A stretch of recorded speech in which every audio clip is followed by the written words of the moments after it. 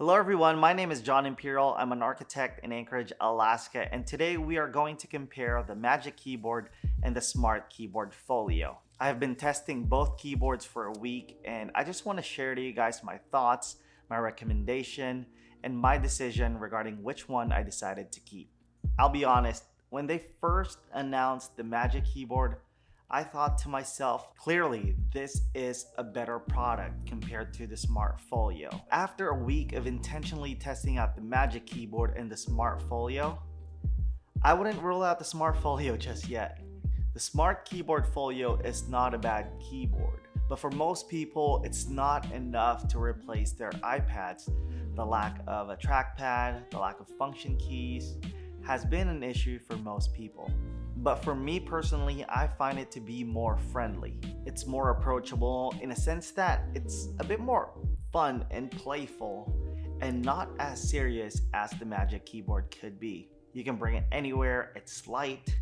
Dust and dirt are not much of an issue because you can wipe it. It's such a simple product and it just works. I've been using the Smart Keyboard Folio for about 9 months now, and it has really served me well. I use it to write emails, type scripts, and also respond to comments. There's nothing fancy about it, it's straight to the point. It's just simply a keyboard. It is worth noting that I use my iPad for multiple things, all of which can be summed up in 3 use cases. I use it for architecture, for content creation, and I use it for simple day-to-day use. So keep that in the back of your head as we explore the pros and cons of each keyboard. First, let's talk about the pros of the Smart Keyboard Folio. The Smart Keyboard Folio retails at $179 for the 11-inch version. Compare that to the Magic Keyboard. The Magic Keyboard retails at $299. The Smart Keyboard Folio is lighter than the Magic Keyboard. That's one thing I like about it. Also, the material is something that you can wipe.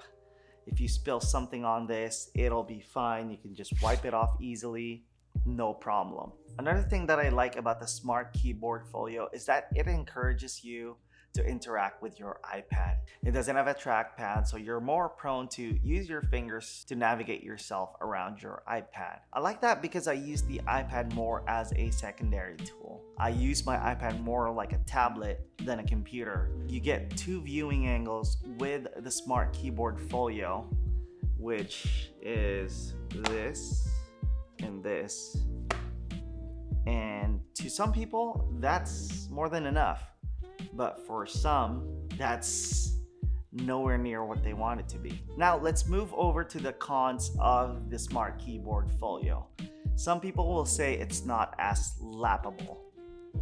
I don't know if that's a word, but it's basically just the term people use to determine whether a device can be used on your lap. Unlike the Magic Keyboard, you don't have a palm rest.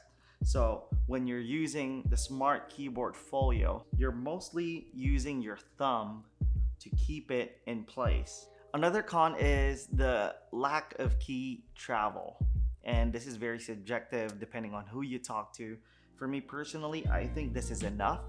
I'm not as picky when it comes to a keyboard that I'm going to use on my tablet, but for some people, this is their main device and they want the best typing experience as possible. Another thing that people complain about when it comes to the Smart Keyboard Folio is the sound that it makes when typing. I'll try to be quiet here so you guys can hear it, but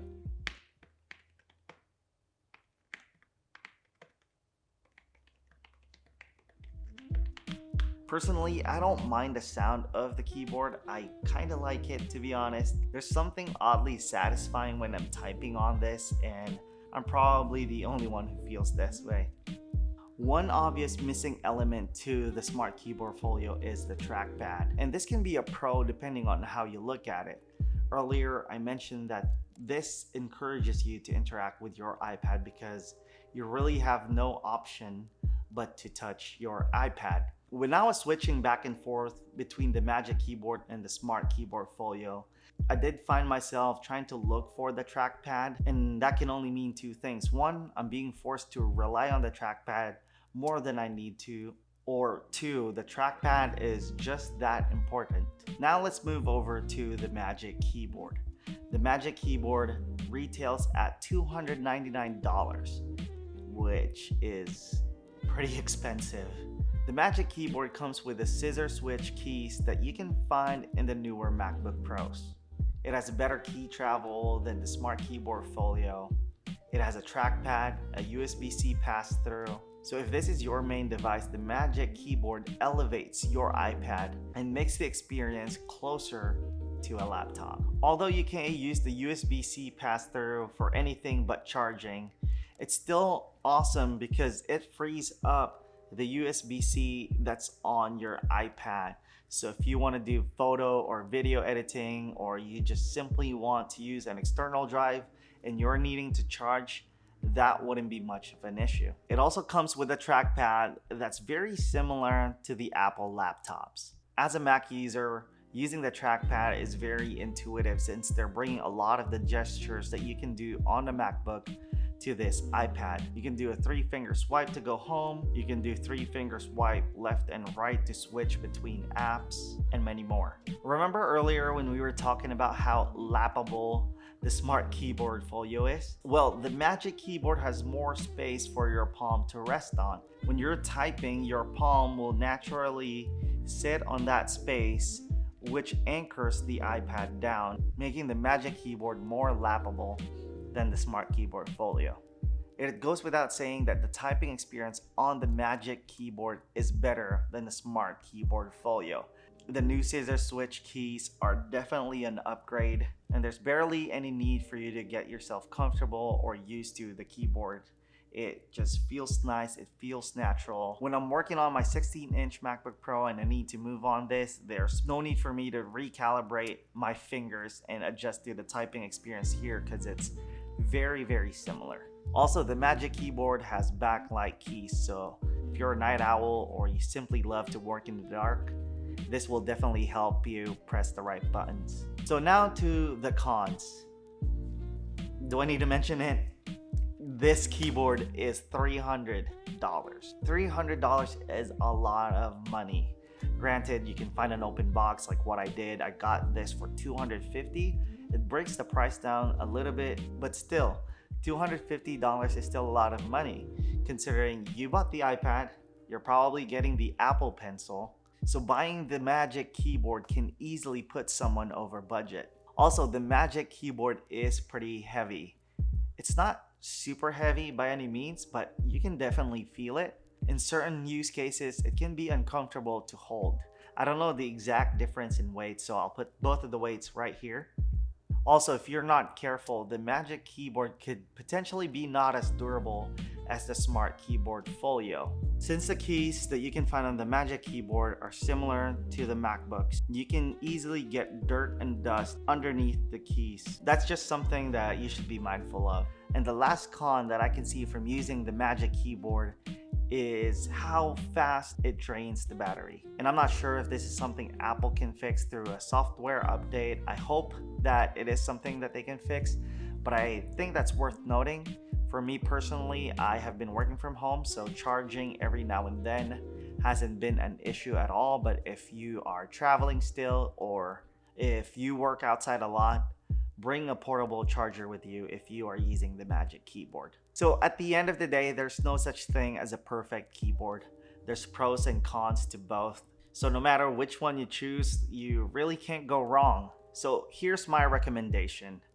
In my opinion, the Magic Keyboard is for someone who uses their iPad as a primary device. The Magic Keyboard makes your iPad more like a laptop.